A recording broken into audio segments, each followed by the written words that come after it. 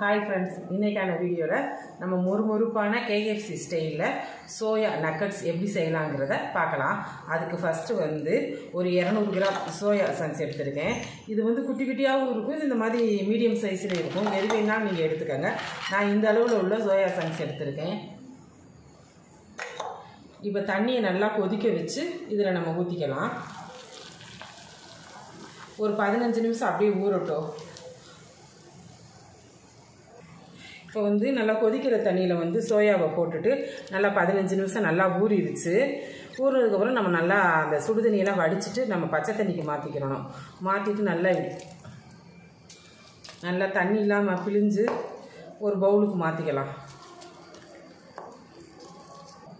இப்போ நல்லா ஒரு சுடு தண்ணி இல்லாமல் இப்படி சோயாவை பிழிஞ்சு வச்சுக்கணும். இதை மிக்சி பவுலுக்கு மாற்றி கொஞ்சம் ஒரு கரகரப்பாக நல்லா அரைச்சிக்கலாம். ஃபஸ்ட்டு இப்படி மிக்சியில் 2 தடவை பல்ஸ் மூடு விடணும். அமர்த்தி போட்டோம் அப்படின்னா இப்படி வந்துடும். ரொம்பவே வலுவலுன்னு ஆட்டிடக்கூடாது. இந்த மாதிரி கரகரப்பாக சோயாவை நம்ம நல்லா சுற்றி வச்சுக்கிறணும். அடுத்து பார்த்தீங்க அப்படின்னா ஒரு 150 கிராம் உருளைக்கிழங்கு நல்லா வேக வச்சு நல்லா மசிச்சு வச்சுருக்கேன். இந்த மாதிரி நல்லா மசிச்சிடணும். இதையும் நம்ம சேர்த்துக்கலாம். அடுத்து 2 ஸ்பூன் கடலை மாவு, 2 ஸ்பூன் கான் மாவு. ஏன் கான் மாவு சேர்க்குறோம் அப்படின்னா அப்போ தான் உடையாமல் இருக்கும், அதனால் கான் மாவு சேர்த்துக்கிறோம். 2 ஸ்பூன் அரிசி மாவு, ஒரு பச்சை மிளகாய் பொடிசாக நறுக்குனது, 1 ஸ்பூன் மிளகாத்தூள், ஒரு அரை ஸ்பூன் கரம் மசாலா. இது கொஞ்சம் குழம்பு மிளகாய் தூள், இது ஆப்ஷன் தான், உங்களுக்கு தேவைன்னா போட்டுக்கோங்க. இது போட்டால் ரொம்பவே டேஸ்ட்டாக இருக்கும். 1 ஸ்பூன் அளவுக்கு குழம்பு மிளகாய் தூள், அரை ஸ்பூன் இஞ்சி பூண்டு பேஸ்ட்டு,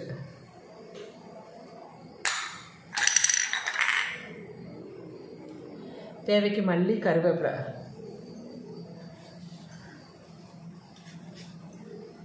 இதெல்லாம் சேர்த்துட்டு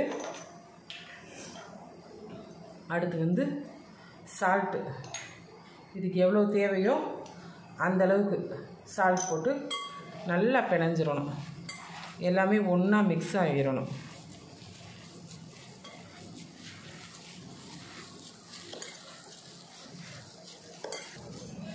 இப்படி நல்லா கையை வச்சு எல்லாம் ஒன்று சொன்ன மாதிரி உப்பு உரப்பு இந்த உருளைக்கிழங்கு எல்லாமே கலந்து ஒன்று சொன்ன மாதிரி இருக்கிற மாதிரி நல்லா பார்த்து கையால் பிணைஞ்சாத்தே நல்லாயிருக்கும். இப்படி பிணைஞ்சிக்கலாம். அவ்வளோதான், இவ்வளோ பிணைஞ்சா போதும். அடுத்து இப்போ என்ன செய்யலாங்கிறத பார்க்கலாம். அடுத்து கார்ன் சிப்ஸை நல்லா பொரித்து வச்சுருக்கேன். அதை நல்லா கையால் இல்லைன்னா இப்படி ஒரு மேஷ் வச்சு இப்படி நல்லா நொறுக்கி வச்சுக்கிறணும். இப்போ மிக்சியில் போட்டோன்னா ரொம்பவே பவுடர் ஆகிடும். அதனால் அப்படி செய்யாமல் இப்படி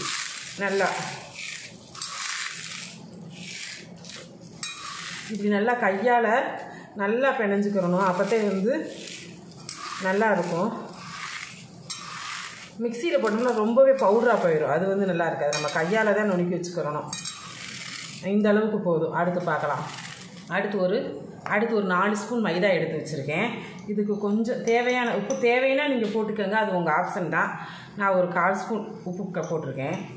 இது ரெண்டையுமே தண்ணி விட்டு நல்லா தோசை மாவு பதத்துக்கு நல்லா பிணைஞ்சிக்கிறணும்.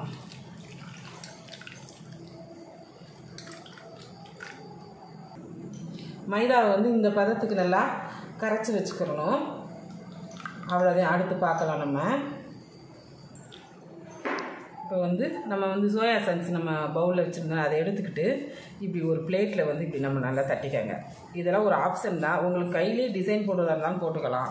இந்த மாதிரி டிசைன் இருக்கும்ல, அந்த டிசைனை வச்சு இப்படி எடுத்துக்கலாம். கையிலே தட்டினா போதும்.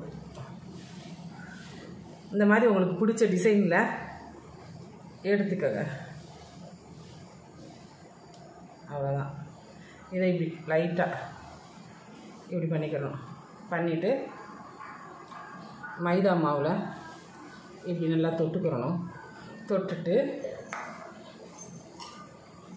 கார்ன் சிப்ஸில் இப்படி நல்லா ஃபுல்லாக இப்படி எல்லாமே படுற மாதிரி இப்படி தொட்டு வச்சுக்கிறணும். ஒவ்வொரு டிசைனையுமே இந்த டிசைன் இருக்குது. இதையும் இப்படியும் கார்ன் சிப்ஸில் முக்கி இப்படி நல்லா எல்லா இடத்துலையும் கார்ன் சிப்ஸ் படுற மாதிரி வச்சுக்கணும். இப்போ நம்ம கையாலையும் செஞ்சுக்கலாம். இப்போ இந்த டிசைன்தே வேணும்னு அவசியமே இல்லை.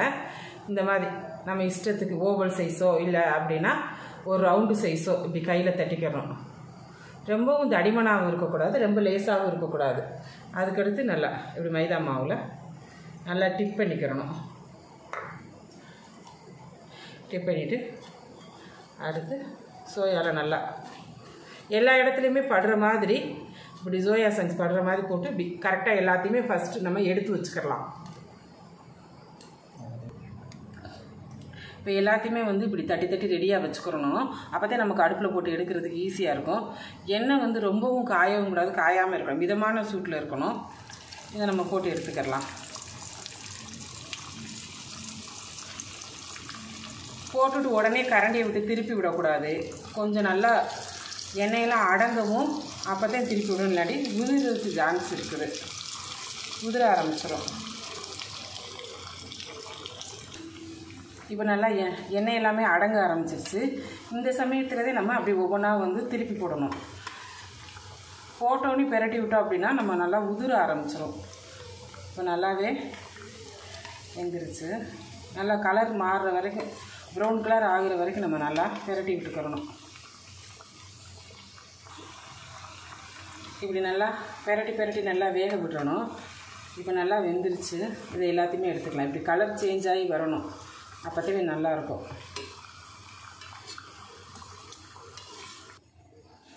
இப்போ எல்லாத்தையுமே பொரித்து எடுத்துக்கலாம். எனக்குள்ள போடையில் பார்த்து பதறாமல் போடணும்.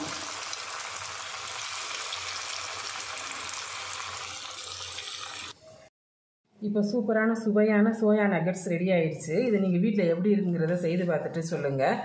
பாருங்கள், பிச்சு பார்த்தா எவ்வளோ அழகாக டேஸ்ட்டாக, ரொம்பவே டேஸ்ட்டாக இருக்கும்.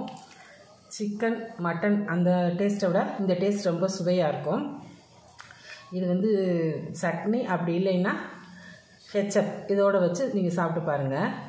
உங்களுக்கு இந்த வீடியோ பிடிச்சிருந்தா லைக் பண்ணுங்கள், ஷேர் பண்ணுங்கள், மறக்காமல் சப்ஸ்கிரைப் பண்ணுங்கள். நன்றி, வணக்கம்.